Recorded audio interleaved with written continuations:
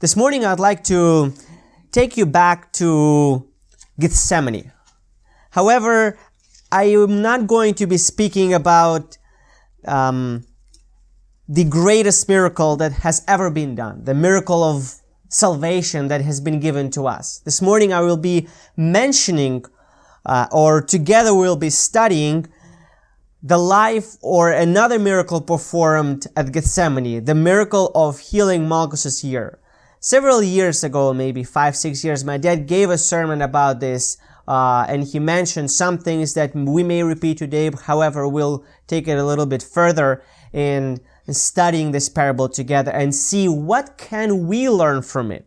There's much to be learned, just like any other parables that we've studied. The moment you dig into it, the gems of truth that are being revealed, the setting, the mood, the timing of it, the individuals involved, all of it plays a crucial role in understanding each parable or each miracle. And that of the miracle, and that miracle of the healing of Malchus's ear is not an exception. So this morning, with the use of the Bible and some Spirit of Prophecy quotes, we'll go through and study, or review rather, the parable of Malchus's, or the healing of the Malchus's ear. So, let's set the scene. Jesus and his disciples are in Gethsemane. What has Jesus been doing in Gethsemane all night long? Praying. He was praying. What were his disciples doing all night long? Sleeping. That's right. Very simple. He was praying, they were sleeping. However, the night is over. It's appearing or it is inching towards the sunrise, and all of a sudden, Jesus is being approached and confronted by a multitude of people with swords and torches. So imagine if you've ever seen any type of documentary movie about swords and torches and individuals coming upon and trying to take over a person or a village. This is the scene that appears. And then when this does take place, individuals with torches appear to overtake Jesus. Then there's one by the name of Peter. Judas did betray him, but we'll get to him in just a minute. And Peter was not willing that his master be hauled away, right? Peter was so energetic and zealous that we will read in just a few minutes what were his professions or his statements that he made. So he, in his rash decision to protect his master, he cut off the right ear of Malchus, which was a servant of the Most High. And this is when the miracle took place. It prompted Jesus to restore the man's ear, and this miraculous act of mercy that Jesus completed. So now I mentioned Peter, and what do we know about Peter? What type of character flaws did Peter expose in his rash decision to protect his master, pardon me. Let's look in Matthew chapter 26.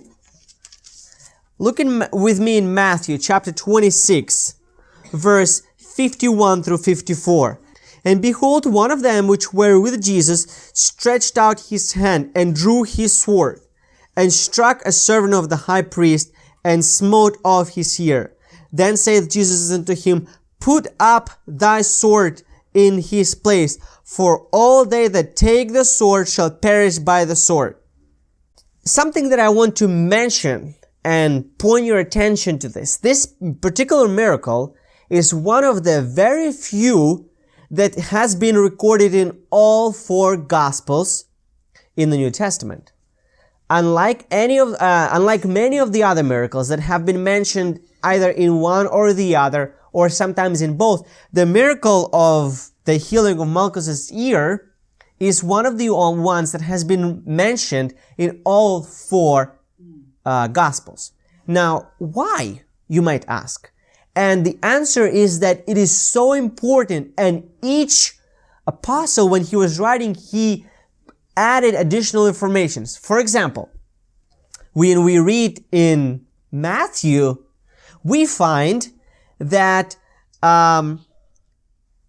it was one, it doesn't mention the name, but it says that one that was with Jesus took his sword and struck the ear of Malchus. Nowhere else do we find a mention, nowhere else is it being referred to as one, but rather in other apostles, as other apostles refer to him with a name. Go with me to the book of Luke, chapter 22. Go with me to the book of Luke, the same exact scene, now from a different vantage point. Look with me in the book of Luke, chapter 22, verse 49 through 50. But when they which were with him, about him, saw what would follow, they said unto him, Lord, shall we smite with a sword? And one of them smote the servant of the high priest and cut off his ear. And Jesus said, suffer ye thus far. And he touched his ear and he healed him. This is another instance where the name is not being mentioned. However, we read in John and Mark that his name is being revealed as Peter. So, what character flaws did Peter expose here as we read what took place in this particular scene? There's two character flaws. Lack of forethought, meaning that he did not think through this. He did not think to say, okay, what's going to happen? Can I really defend Jesus against an army with swords and torches? Okay. And then the second one that we found in Luke chapter 22 that was pointed out, so, not so subtle, yet it was there. Let's start with verse 49. When they which were about him saw what would follow, they said unto him, Lord, shall we smite with the sword? 50. And one of them smote the servant of the high priest and cut off his right ear. The second character flaw that we see here, he did not patiently wait for a response. He immediately jumped into action. He did not wait for an answer, right? So, number one, he lacked the forethought. He lacked patience, and he did not wait for a response, but he immediately jumped into action. And lastly, his other character quality that was revealed that is not a very good one is that of pride. How is that? Do we find it written in Matthew chapter 26:33? Matthew chapter 26:33. Keep your fingers between these several Gospels as we're going to be jumping back and forth to fill in the blanks and make sure that we have a complete picture. Matthew 26:33. What do we find written in Matthew 26:33? Peter answered and said, Though all men shall be offended because of thee, yet will I never be offended. What do we find here? We see that pride is evident in Peter's action, right? He was arrogant. He made this claim. He had to live up to his claim, at least to those around him. He believed in his own claim that he could potentially save Jesus from being taken hostage, or captive rather. And he perhaps was trying to impress his fellow disciples. After all, he was the more arrogant one, the more bold, right? So his desire to outshine others turned out to be a ruin for him.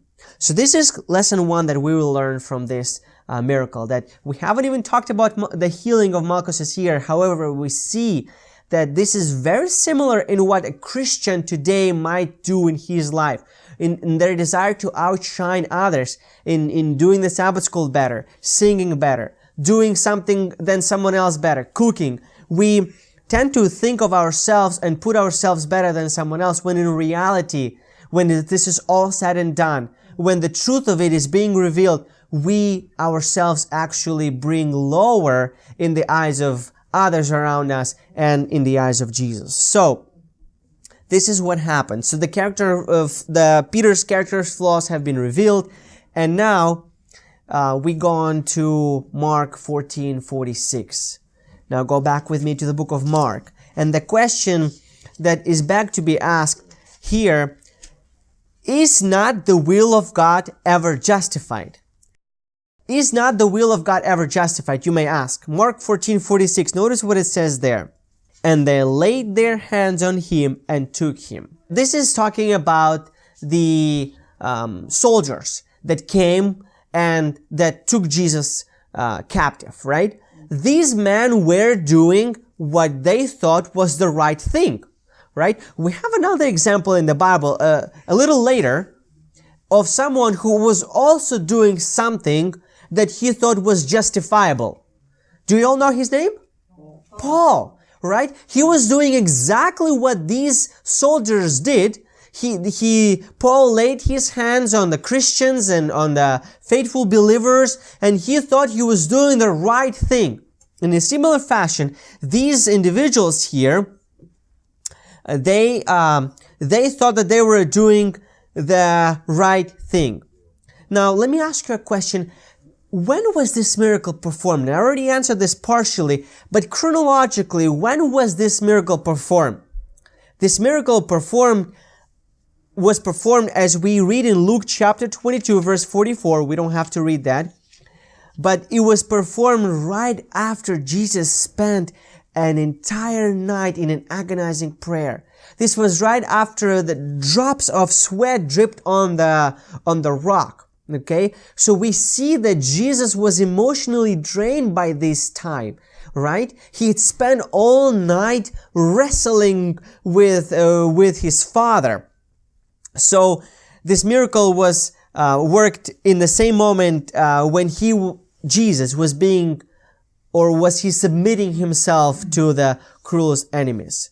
So now, what do we find so interesting about this miracle, and why did I mention the setting that exactly when it took place? Remember, I emphasized twice already that it took place in Gethsemane when Jesus was being taken captive or a prisoner, and it happened right after he spent a night in an agonizing prayer. Why is this so important?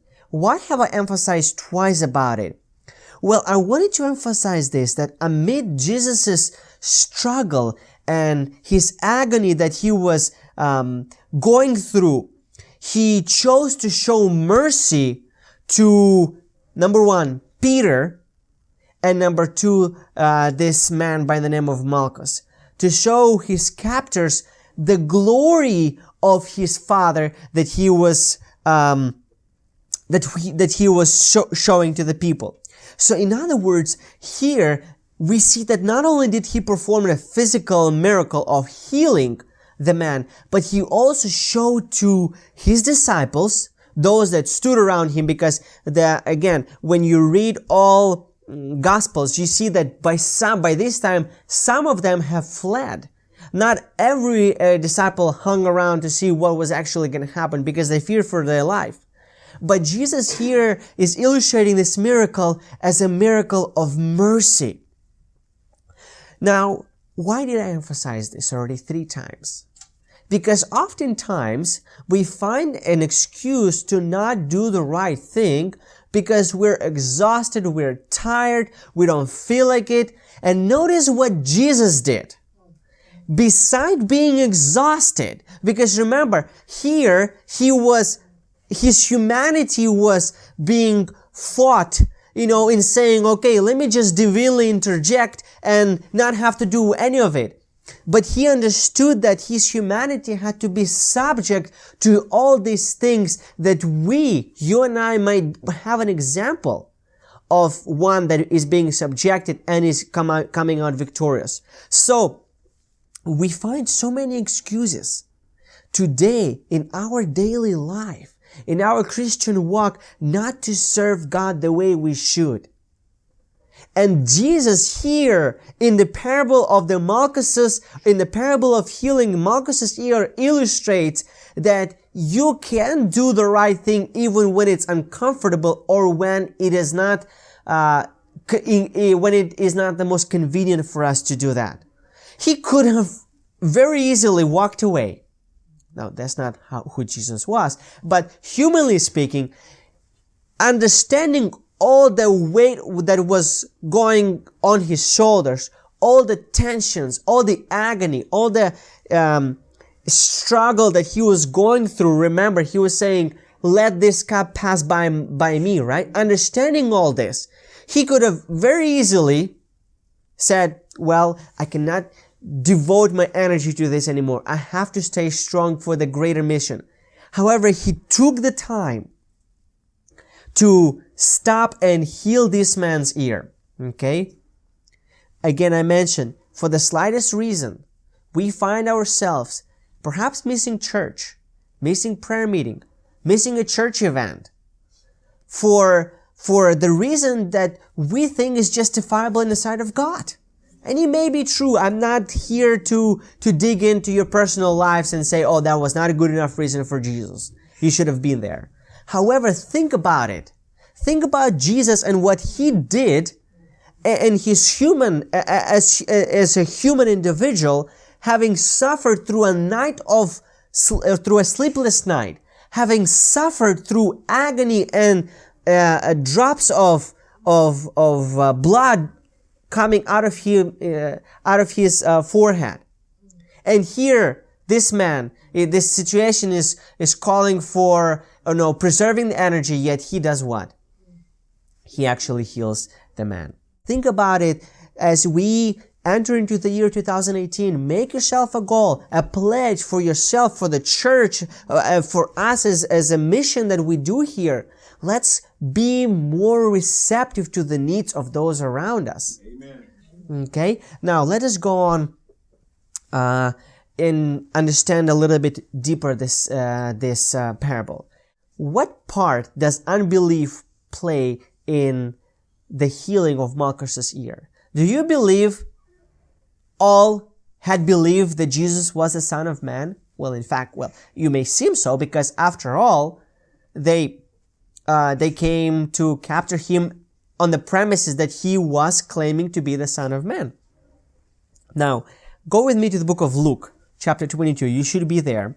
Luke chapter 22. Look with me in verses 52 through 54. Then Jesus said unto the chief priests and captains of the temple and the elders which were come to him, Be ye come out as against a thief with swords and staves? Verse 53.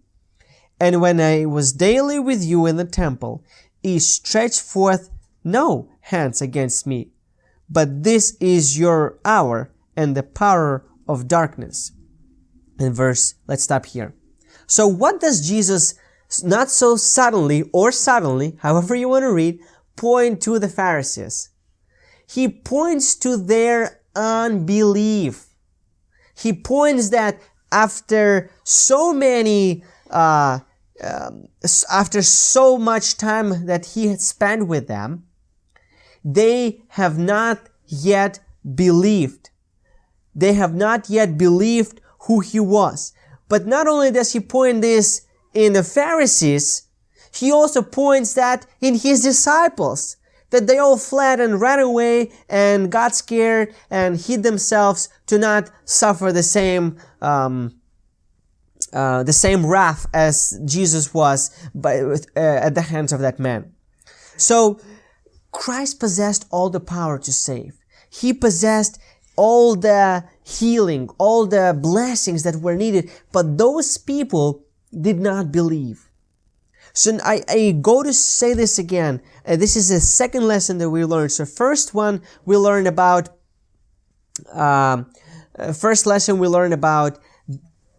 doing the right thing when it is not the most convenient. Second lesson that we're learning here is lesson of belief, lesson of actually believing, and most importantly that not all who come to church and worship him are actually truly true believers. And this is an example that was exactly in Jesus' time. Notice Jesus points out where they met with these people. In the temple, which one would assume meant that that was a place where worshippers alike went to worship and to congregate and to talk of God's mercy. And he points exactly to what they pride themselves on, to what they were thought they had the best in their life, was their worship and their way of Christianity. He here strikes at the root of their issues, and he says, "You weren't believers. I was with you where you were," meaning in the temple.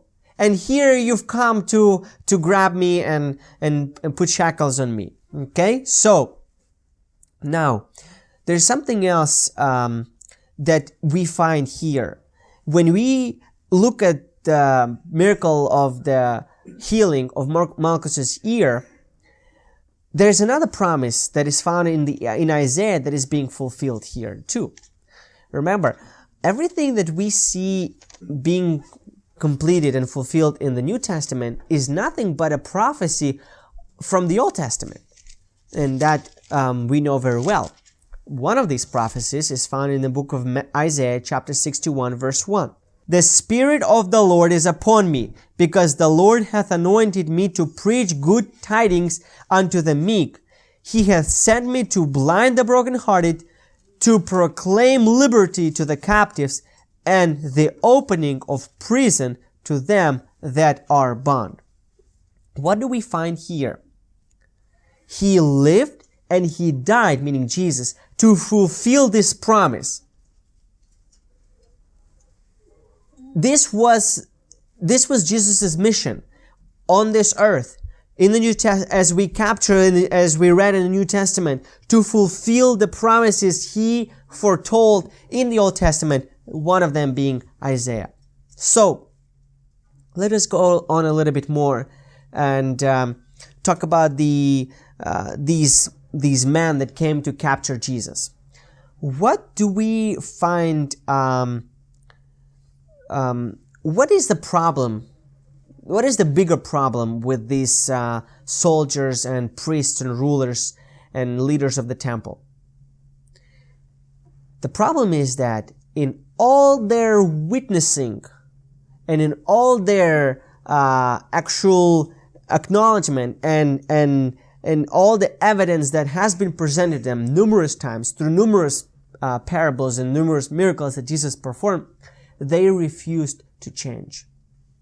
So this is point number 3 that I'd like to mention, that these churchgoers, these believers, these people that were there with him, they, after so much evidence that has been amounted against them, and as a case for them to believe in Jesus, they refused to be changed. They refused to be subjected to the power of Jesus. I ask again, this is a lesson number 3. So as we talked about lesson number 2, which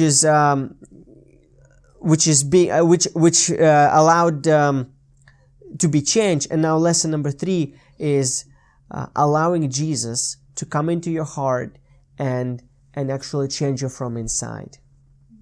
So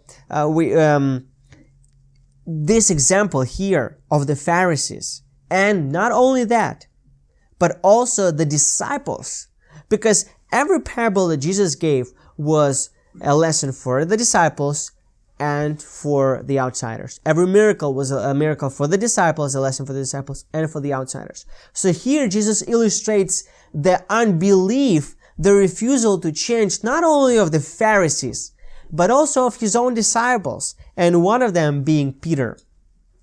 So, as a result of them not being changed, not willing to let the Spirit guide them, they took Jesus captive, and despite the unsurmountable amount of witness that they saw that Jesus performed in the temple, where they taught and where they worshiped together, now they take him captive. Okay? So, what did Jesus illustrate by this miracle? Let's now go on and study this a little bit more. There's 2 things that he illustrated by this miracle. And one of them is found in John chapter 18, verse 6, and the second in Luke 22:15. So let's go to John chapter 18 verse 6.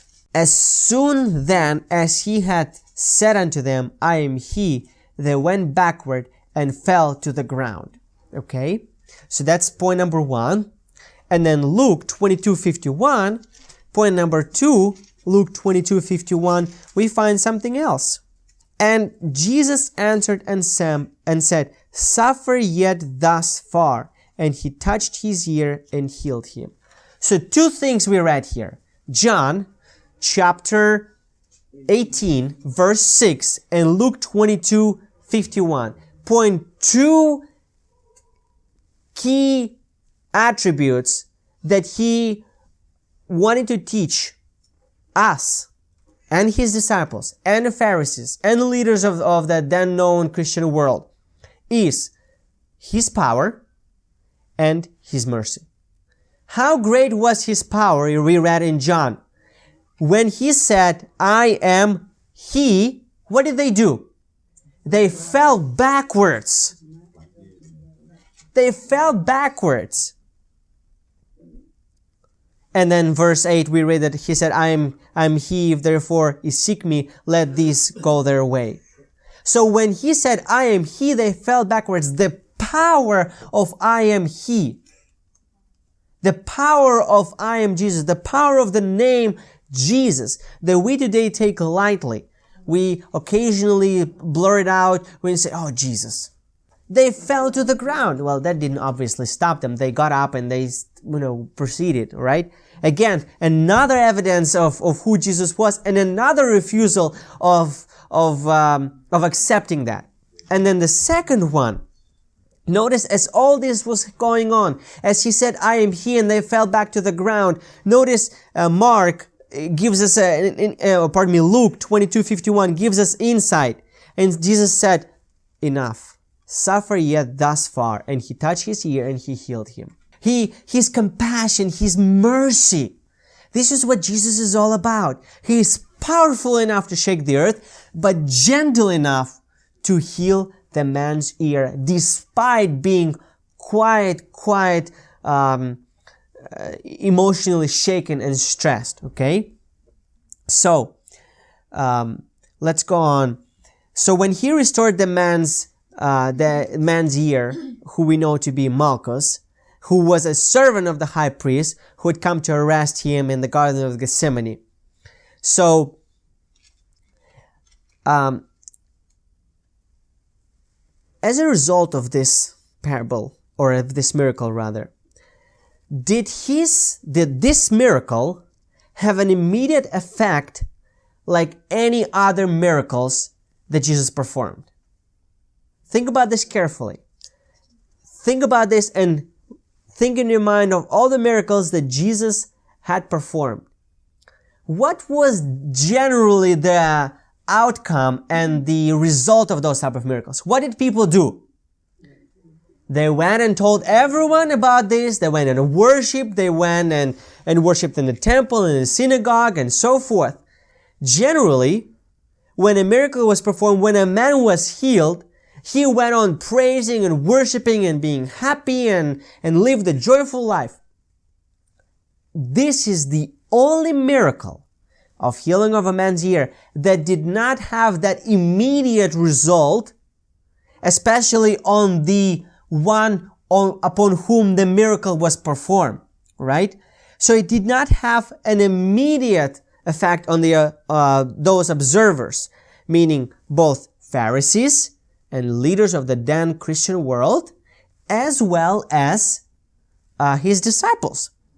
Instead, it exposed their ungodly attitude and their emotions. So how was that happening? How was their ungodly attitude and emotions have been exposed? There are 2 groups that I already mentioned earlier. This was as much for Pharisees as much as it was for the disciples. Okay? Go with me now to the book of Romans. We're going to be now studying in the book of Romans 8 verse 7. Romans chapter 8 verse 7. Because the carnal mind is enmity against God, for it is not subject to the law of God, neither indeed can be. What was the problem with one of the group, known as Pharisees? They resisted God, and their resistance to God, to the Word of God, moved or motivated them to detain Jesus. Notice again, verse 7. The carnal mind is enmity against God. Their mind was not subject to the power of Jesus. I read earlier, we studied earlier that it illustrated the fact or the lack of change in their life, in their attitude.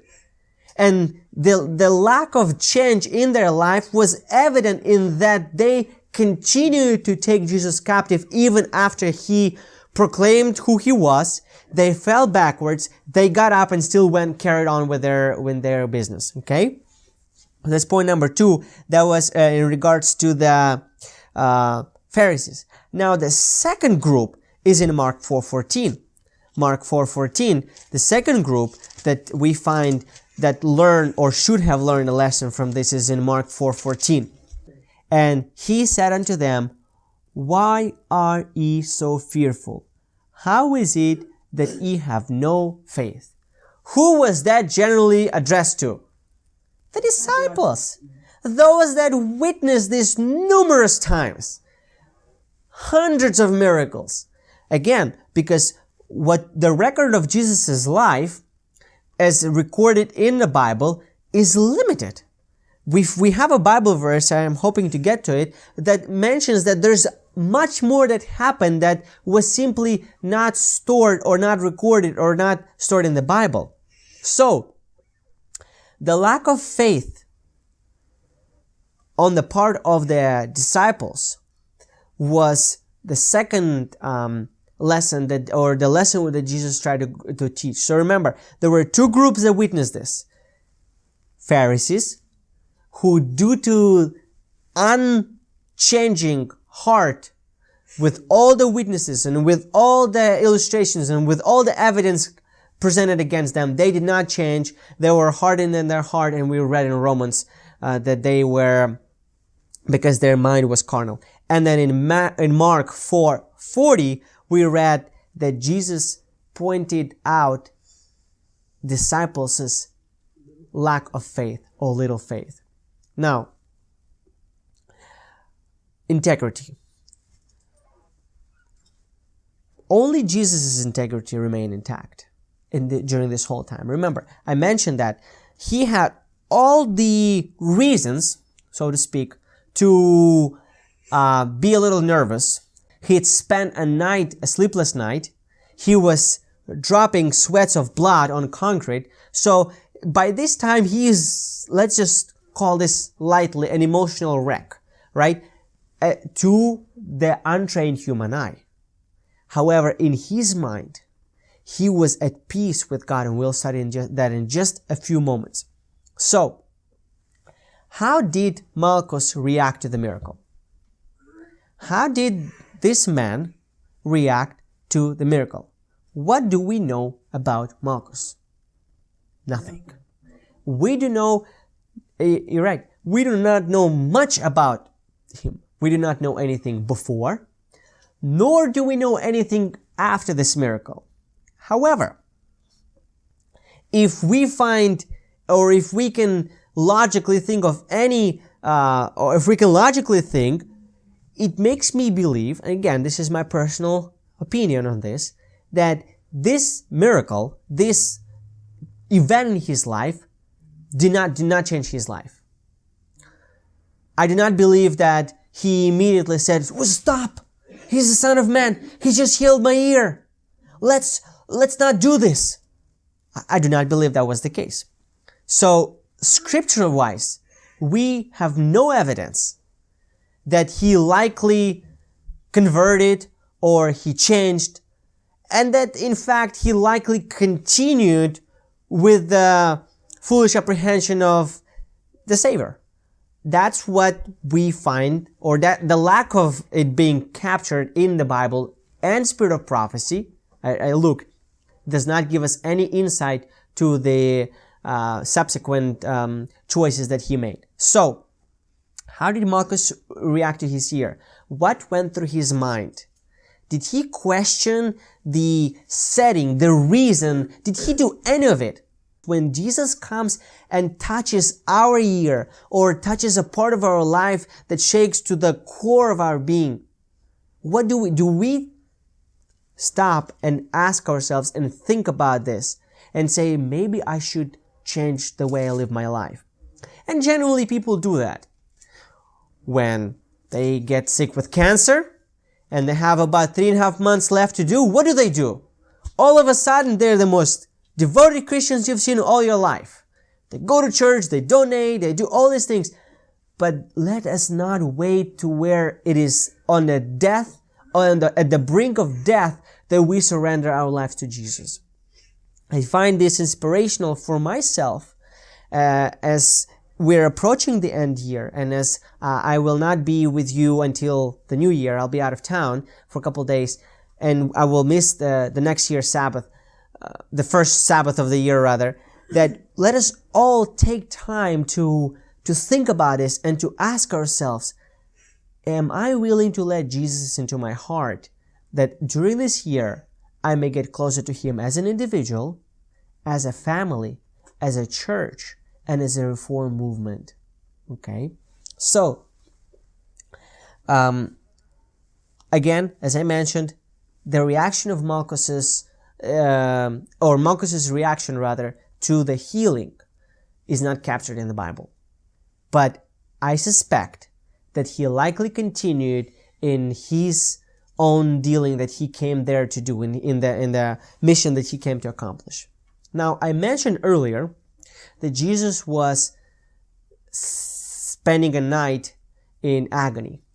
What was his prayer? What was Jesus struggling with? Go with me to Matthew. Matthew 26:39. And he went a little further and fell on his face and prayed, saying, O my Father, if it be possible, let this cup pass from me. Nevertheless, not as I will, but as thou wilt. Okay? But this moment is crucial in understanding not only of this miracle, but of the entire plan of salvation. So let's compare this passage against a couple other ones. So hold your finger in Matthew, and now go to Mark 14:36. Do not close Matthew, but go to Mark 14:36. Exactly the same scene, exactly the same scenario. And he said, Abba, Father, all things are possible unto thee. Take away this cup from me. Nevertheless, not what I will, but what thou wilt. And even another statement, Luke 22:42. Luke 22:42. The reason why I emphasize this point is because this is crucial. This is crucial in my salvation. This is crucial in your salvation. Had Jesus not accepted this cup, you and I would not have the opportunity of salvation. That's as simple as that. Because from this moment, from the moment of him accepting this cup, it went all downhill from there on. Like, once he accepted it, he was at peace, and he let the will of his Father play out. So Luke 22:42, saying, Father, if thou be willing, remove this cup from me. Nevertheless, not my will, but thine be thine. Be done. So in 3 instances here, he is appealing to the Father in saying, this cup, let it be taken away. Okay? So Matthew, Mark, and Luke each record Christ praying to the Father of this fateful night. Asking what? Asking that this cup might be passed from Jesus. He mentions the same cup. Notice, the reason why I wanted to say that, read the 3 instances is because he references this cup. The wording is a little different, and his appeal is recorded differently in each of the apostles. But the word cup is persistently used in all three Gospels. So, he mentions cup in rebuking. He also then uses the word cup when he rebukes Peter. So notice John 18:11. Notice that in John, when he read, when John recorded, John did not mention the cup, but in John mentioned cup or referenced the cup in Jesus' address to Peter. Notice what it says there, 18:11. Then said Jesus unto Peter, Put up thy sword into thy sheath. The cup which my Father hath given me, shall I not drink it? Listen carefully here. Understand it very, very interestingly and how chronologically it makes sense. In the three Gospels, we read that he is still praying that this cup may be passed. We do not have a record stored in the Bible where he said, okay, I accept thy will. However, we have a record where he says, I've already accepted it when he addressed to Peter. Are you following me? This is very interesting. How he did not officially say, okay, I accept this cup, hand me this cup, I will go on and do this. He prayed thrice, as we read in Matthew, Mark, and Luke. He said, let this cup pass by me. And then in John, John does not record his prayer or Jesus' prayer of the cup. Rather, he records Jesus' address to Peter in saying that I've already accepted this cup. Then why wouldn't I want to drink it? Okay? So it is important in understanding this. Okay? So the image of drinking from a cup is a metaphor, obviously, and it illustrates his submission. It illustrates Jesus' submission to his Father's will. While the cup itself also required enormous burden for the submission of Jesus. Okay? So, the question then, the last question that we're going to ask and answer, why did the Father give this cup to Christ? Why did the Father give this cup to Christ? John, you should be in John, that's where we read last. Now go with me to the book of John, chapter 1, verse 14 through 18. John chapter 1 verse 14 through 18. And the Word was made flesh and dwelt among us, and we beheld his glory, the glory as of the only begotten of the Father, full of grace. John bare witness of him and cried, saying, This was he of whom I spake. He hath come. He that cometh after me is preferred before me, for he was before me. 16. And of his fullness have all we received the grace of grace. For the law was given by Moses, but grace and truth come by Jesus Christ. So why did the Father give this cup to him? Because Jesus Christ is the only one that was near the bosom of the Father and hath seen the Father, and was the only one capable of bearing that cup, because he had the power and was in power and had the glory of the Father to do this mission. So he was the only one capable of doing that. And also in the same book of John, now turn to verse 29. 129. The next day John seeth Jesus coming unto him, and saith, Behold the Lamb of God, which taketh away the sin of the world. So in 14 through 18, we read that he was empowered by the Father. He was the only one capable of doing it because he saw the Father. And then in 29, he already illustrates that Jesus accepted that mission. And what it will say here, Behold the Lamb of God, which taketh away the sin of the world. Now, this is giving a little insight. Let's continue studying a few more verses. Why was Jesus sent to this earth? Hebrew, 2:10. In the book of Hebrew 2:10. For it became him for whom are all things and by whom are all things, in bringing many sons unto glory, to make the captain of their salvation perfect through sufferings. Wait a minute. This answers everything about the suffering of Jesus that we just read, about the agony, about the stress, about everything, because, as it says here, through those sufferings, all things were to be brought by Jesus to his sons unto glory. Okay? Through the sufferings. Suffering was important. Suffering was necessary. Now, this word, one who goes before.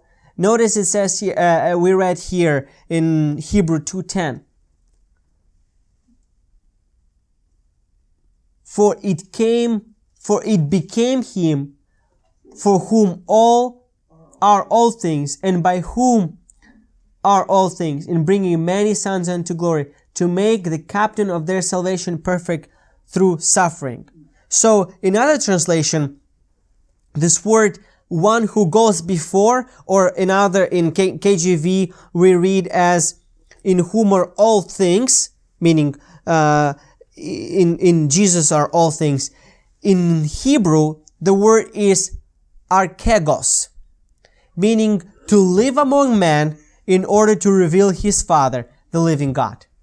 So when we read Hebrew chapter 2 verse 10, and we read in whom are all things, and by whom are all things, this is the word in Hebrew is archegos, which means to live among men in order to reveal his Father. So now, with that understanding, when we read Hebrew, we understand that he lived among us to reveal his Father's glory. So why was Jesus sent to earth? To reveal his Father's glory. This is crucial in understanding, because this then plays an important role in understanding of the cup that he had to drink, because he was the only one capable of doing it. So this work necessitated that Christ himself was only the one that could and was willing to drink the cup and suffer with many burdens, because he was to illustrate the glory of the Father on this earth. Does this make sense? We read again in Hebrew 2:10, the word that is referred to as in whom are all things is archegos, which basically means to live among men in order to reveal his Father, the living God. This was the purpose of Jesus, to live among men, to reveal the glory of his Father to you and I. Dear brothers and sisters, today we should submit and drink of that cup. Matthew 20:23 be one of our concluding passages that we'll read. Matthew 20:23. Chapter 20, verse 23. Then, and he saith unto them, Ye shall drink indeed of my cup, and be baptized with the baptism that I am baptized with. But to sit in my right hand and on my left is not mine to give, but it shall be given to them for whom it is prepared of my Father. So we are today called to drink of the cup of Jesus, of the same cup. And how do we do that? Baptized by partaking of the Holy Supper, and by being baptized. Okay? And one more passage to go along with this is 1 John chapter 2 verse 6. 1 John chapter 2 verse 6. He that saith he abideth in him ought himself also to walk even as he walked. Once you have accepted the cup once you have accepted the glory of the Father, you are to walk as Jesus walked. You are to walk as He walked. May the Lord help us that in this new year, you and I may walk as Jesus walked. We had a beautiful Sabbath school. We studied how we are individually to work upon ourselves. Then when we do that, our families will reflect Christ. Our church will reflect Christ. So when in the new year, new visitors, new people, old visitors, old people come, we may show them the best and the most beautiful example that Jesus had put in our heart. May the Lord be praised, and may His name be glorified forever. Amen.